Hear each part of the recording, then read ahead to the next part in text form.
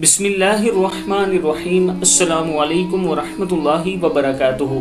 Daily محمد channel کی طرف سے آج میں اپنے دوستوں کو رسول اللہ صلی اللہ علیہ وآلہ وسلم کا ایک فرمان بتاؤں گا۔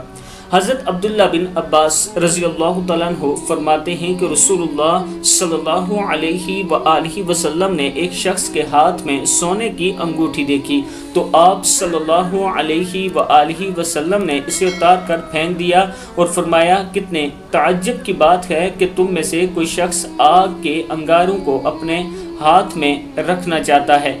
کتاب کا والا یہ نیچے موجود ہے، آپ دیکھ سکتے ہیں کہ رسول اللہ صلی اللہ علیہ وآلہ وسلم نے ایک شخص کے ہاتھ سے سونے کی انگوٹھی اتار کر پھینک دی، یعنی آپ صلی اللہ علیہ وآلہ وسلم نے مرد کو سونا پہننے سے منع فرمایا ہے۔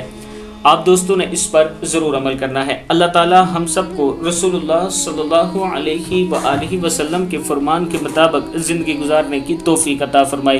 السلام علیکم ورحمۃ اللہ وبرکاتہ۔